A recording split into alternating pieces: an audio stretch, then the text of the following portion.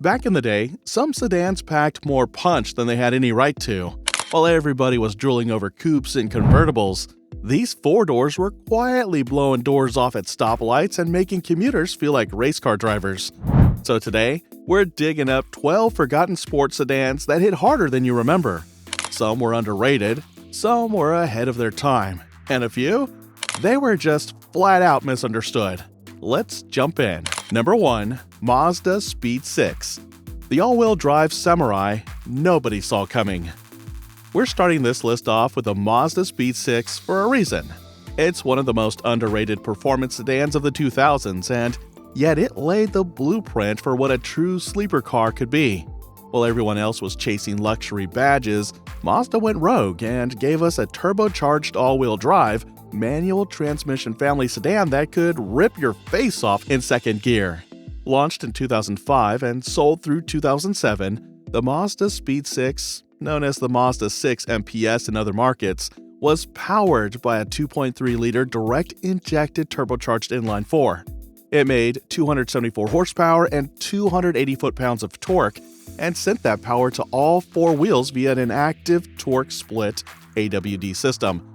That's not just impressive, it was unheard of for a car that looked this modest. It hit 0 to 60 miles per hour in around 5.4 seconds, which at the time smoked cars twice its price. And with a stiffened chassis, tighter steering, and upgraded suspension, it could dance through corners better than some so-called sports cars. It was designed with performance in mind, but didn't shout about it. No wild badges, no loud wings, just clean lines and cold fury. Only about 10,000 units were sold in the US, making it rare enough today that most people don't even remember it existed. But for those who owned one, or got beat by one, it was unforgettable. It set the tone for what this list is really about.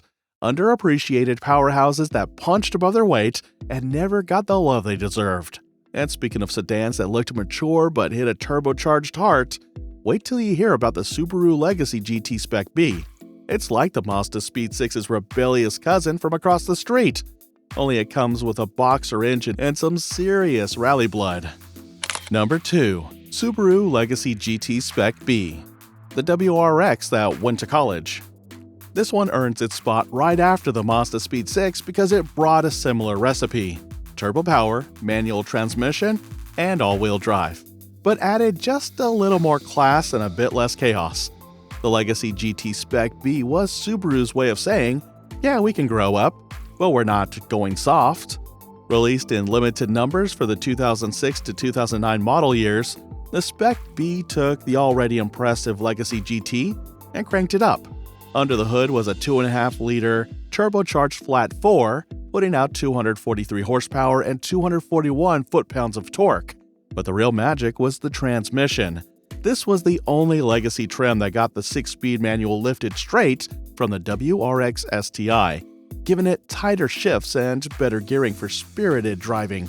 It also came with Bilstein dampers, 18-inch wheels, and a quick ratio steering rack. Features designed to make it genuinely fun on twisty back roads. And while the WRX screamed Rally Kid, the SpecB whispered executive with a lead foot. Inside, it had luxury touches like leather-trimmed sport seats, a navigation system, and subtle badging. No big spoilers, no hood scoops the size of trash cans. Just clean, understated style with enough power to leave unsuspecting drivers staring at your taillights. And let's not forget rarity. In 2006, only 500 units were shipped to the US market, and even fewer were built in later years.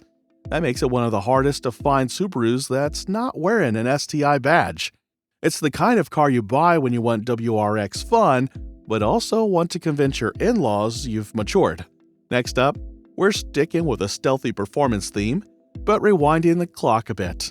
Before either of these turbocharged beasts hit the road, Ford's SVT team was already experimenting with turning mild-mannered sedans into curve-hugging corner carvers. Enter the Ford Contour SVT. Number 3. Ford Contour SVT. The Mondeo's wild American night out. This thing was the automotive version of that quiet librarian who secretly owns a drawer full of leather and zero shame. The Ford Contour SVT Looked like it belonged in a PTA parking lot, but drive it hard enough and it moaned louder than your ex when her husband was out of town. On paper, just a mid-sized Ford with 4 doors. In reality, a freak in the streets. With a 2.5-liter Duratec V6 hand-built by the SVT crew, 200 horsepower, and a 5-speed manual that shifted tighter than a first date in Vegas, this car didn't just move. It whispered dirty things in your ear while doing it. And guess what? Its Euro twin, the Ford Mondeo, was the car James Bond drove in Casino Royale when he landed in the Bahamas. So yeah, this sedan had a license to kill and probably used it on a few clutches. It didn't need Aston Martin drama or ejector seats, it just needed a back road, a firm grip, and a driver who wasn't afraid to redline both the tack and their reputation. It gripped like it wanted to leave hickeys on the pavement. The suspension was tuned to be as tight as your coworker's alibi after a conference trip. And the handling? Let's just say if you weren't making questionable life choices in this thing, you weren't driving it right. Forget the boy racers and flashy tuners. The Contour SVT was for the grown man who knew how to shift with one hand and unhook trouble with the other. Just don't be surprised if your date ends up more impressed with the car than with you. Number 4. Ford Taurus SHO. Yamaha said, "Hold my beer." Let's set the scene. It's 1989, George Bush is president, Milli Vanilli hasn't been exposed yet, and the Ford Taurus is the official car of giving up. Beige, boring, and absolutely everywhere. Then a bunch of madmen at Ford teamed up with Yamaha, yeah, the motorcycle guys, and said, what if this thing secretly ripped? Enter the Taurus SHO, super high output, and not just a name. Under the hood, a Yamaha-built 3-liter V6 that screamed to 7,000 RPM and made 220 horsepower. That was Camaro power, disguised as a dad car. And here's the twist most people missed. That engine was originally meant for a canceled Ford mid-engine supercar project called the GN34. So yeah, your uncle's commuter car was packing supercar leftovers. Even better, it only came with a 5-speed manual, 0 to 60 in under 7 seconds, full-size comfort, low-key insurance. No burnout stripes or mullets required. It looked stock, but pop the hood and you'd see that intake manifold. Symmetrical, sculpted, and sexy enough to hang in an art gallery. The SHO was Jekyll and Hyde. Redline it on Friday, cruise to soccer practice on Saturday. No costume change needed. Later, SHOs came with twin turbos and auto boxes, but that first gen from 89 to 91? That's the one real gearheads still nod at. It was weird, it was wicked, and it never asked for attention. Just respect. Number 5. Ford Focus ZX4 ST. Compact size, surprising attitude. The Focus ST name usually brings hatchbacks and Hoonigans to mind, but for one brief moment, Ford gave us something sneaky. The ZX4 ST sedan was a blink-and-you-missed-it package offered from 2005 to 2007, and it packed just enough spice to turn a grocery run into a joyride. Under the hood was a 2.3-liter Duratec inline-4, good for 151 horsepower and 154 foot-pounds of torque. Modest on paper, sure, but paired with a 5-speed manual and tighter suspension, it handled like it was born for backroad mischief. But it wasn't built to win drag races. It was built to make you grin like a teenager sneaking out with your dad's Roadrunner. And speaking of sneaking around, the ZX4 ST was like that quiet girl in homeroom. Seemed all innocent until you took her for a spin and realized she knew exactly what she was doing with a stick. Shift. Today, these things are rare as hen's teeth. Ford never hyped them, and most ended up driven into the ground by people who didn't know what they had. But if you stumble on one now, snag it, fast, before someone else slides in and takes her for a ride. Number 6. Ford Fusion Sport. Baby muscle car in a business suit. Alright, we're officially halfway through this list, and if you're still with us, congrats! You clearly appreciate the kind of sedans that didn't need chrome badges or big spoilers to throw a punch. And this next one? It's the heavyweight champ of quiet confidence. The Ford Fusion Sport is one of the most slept-on American sedans of the 21st century. Seriously, this thing flew so far under the radar, it could have had stealth coating. Most people just saw a Fusion and thought, meh, rental car. But the Sport trim, that was a different animal. Under the hood sat a 3.5-liter Duratec V6, putting down 263 horsepower and 249 foot-pounds of torque, sent to all four wheels through an AWD system that didn't just help in bad weather, it made this thing corner like a grown-up WRX on decaf. This wasn't a burnout king. You weren't lining up at stoplights looking to smoke Civics. What it was, though, was smooth, quiet, and surprisingly fast. The kind of car that crept up behind you on the freeway, passed you with zero drama, and made you wonder if you just got punked by a dadmobile. And by 2017, Ford really went for it, dropping in a twin-turbo 2.7-liter EcoBoost V6, making 325 horsepower and 380 foot-pounds of torque. That's muscle car torque in a leather-wrapped office chair. No wings, no neon lights, just serious grunt and great road manners. If James Bond ever had to fly coach and rent a car in Ohio, this would be it. Black paint, dark wheels, no questions asked. So far, we've had all-wheel drive Samurais, Yamaha Screamers, and hot Econo boxes in disguise. But now it's time to swing things back towards Chevy, because they had their own unsung hero, and yes, it had 4 doors, and yes, it was supercharged. Let's talk about the Cobalt SS sedan. Number 7. Chevrolet Cobalt SS sedan. The coupe's overlooked twin. Most people think Cobalt and immediately picture base model boredom, but for a brief moment, Chevy slipped something wild into the lineup, the Cobalt SS sedan. It was the same firecracker as the coupe, just wearing a button down instead of a tank top. Underneath sat a supercharged 2-liter Ecotec engine pumping out 205 horsepower and 200 foot-pounds of torque. It came with a tight 5-speed manual, stiff suspension, and more grip than a V6 Mustang ever wanted to see at a stoplight. And here's the kicker. The coupe version lapped the Nürburgring in 8:22, faster than a BMW E46 M3. The sedan? Same hardware, just stealthier. Chevy didn't advertise it much, and most got daily driven into the ground by people who had no idea what they owned. But to the few who knew, this was the underdog that could bite. Sure, the cabin felt like it came free with a Happy Meal, but the performance was pure rebellion. Blower whine, tight shifts, and that sweet feeling of outrunning expectations. This thing delivered it all. The Cobalt SS sedan was never about flash.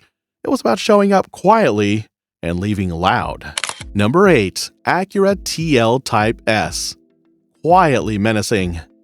Now, if the Cobalt SS was the troublemaker in a hoodie, the Acura TL Type S was the quiet guy in a tailored suit who just knocked your teeth in without wrinkling his shirt. Built from 2007 to 2008, the final run of the 3rd-gen TL Type S was Acura at its best, clean, confident, and quietly violent. Under the hood, a 3.5-liter VTEC V6 pumping out 286 horsepower and 256 foot-pounds of torque. Front-wheel drive, yes, but with a limited slip differential and a 6-speed manual option. It could corner with authority and bark through gears like it had something to prove. Inside, heated leather seats, real aluminum trim, ELS audio system, and paddle shifters if you went auto. But if you picked the manual, and real ones did, you got Brembo brakes and the kind of clutch feel that separated the men from the guys who fake heel toe. And that exhaust note? Chef's kiss. It had that signature Honda rasp at high RPMs, sounded like a chainsaw in church, and we mean that in the best way. It wasn't trying to be a BMW, and it wasn't trying to be a boy racer either. The TL Type S lived in that perfect middle ground. Fast, refined, and just dangerous enough. You could get in trouble on your way to pick up dry cleaning. Today, it's the kind of car that makes older gearheads raise an eyebrow and say, "You kept that thing stock?" Number 9. Volvo S60R. The Swedish secret weapon.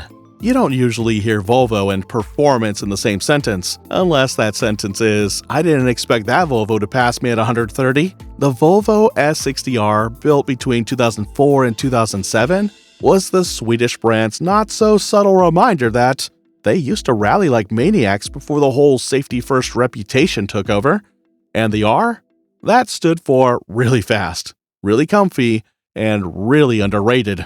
This thing came from a 2.5-liter turbocharged inline-5, good for 300 horsepower and 295 foot-pounds of torque, sent to all four wheels via Volvo's Haldex-based all-wheel drive system. It could launch from 0 to 60 in under 6 seconds, which was no joke for a sedan this sophisticated, but the real magic was under the skin. The S60R featured Volvo's 4C, continuously controlled chassis concept, suspension with 3 drive modes: Comfort, Sport, and Advanced. Yes, it had a go time button before that was a thing. Inside, it was all plush leather, blue accented gauges, and subtle design cues that let you know this wasn't your cousin's hand-me-down 240 wagon. And yes, it came with a 6-speed manual because the Swedes knew the right people would want to row their own gears, preferably while flying down a snowy road with a smirk on their face and hot coffee that somehow never spills. The S60R was one of those rare Euro sedans that could tear up a canyon road on Sunday and still make it to daycare drop-off Monday morning without breaking a sweat or your back. Number 10. Mitsubishi Galant VR4 Pre-Evo Powerhouse. Blink and you missed it. But if you knew what to look for, the Mitsubishi Galant VR4 was a WRC-bred sleeper hiding in plain sight. It looked like just another early 90s Japanese four-door, but under the hood, it was packing heat. We're talking a 2-liter turbocharged inline-4, 195 horsepower, full-time all-wheel drive, and even 4-wheel steering. It weighed about 3,100 pounds and felt like it could pirouette through corners. This was Mitsubishi's rally lab before the Evo was even born. And this wasn't just for show. The Galant VR4 actually won the 1989 Rally of 1,000 Lakes, one of the toughest WRC events out there. Gravel, jumps, sideways madness, and this sedan came out on top. Only about 3,000 of these made it stateside between 1991 and 1992. Most people ignored them. The rest? They were quietly ripping through back roads and snowbanks like they had something to prove. It didn't need a flashy body kit or neon lights, just a twisty road, a boost gauge, and a driver who knew what they had. The VR4 was the 4-door ninja before the Evo put on the headband. Number 11. Pontiac G8 GT. I'll see muscle wearing dad jeans. Now we're talking. If the Galant VR4 was a scalpel, the Pontiac G8 GT was a sledgehammer with a southern drawl. And we mean that in the best way possible. But here's the twist. This red-blooded American sedan? Yeah, it was actually built in Australia. Under the hood, the G8 GT was a Holden Commodore VE, and Pontiac basically slapped their logo on it and called it a day. But hey, when the bones are good, you don't argue. Under the hood sat a 6-liter LS2 V8, making 361 horsepower and 385 foot-pounds of torque. Paired with a 6-speed auto and a rare manual in the GXP version, rear-wheel drive, burnouts for days, and enough torque to turn your rear tires into smoke signals before the light turned green. It did 0 to 60 in around 5.3 seconds, but what made it special wasn't just the power, it was the feel. This was a full-size sedan and handled like it had been raised on track days and pub fights.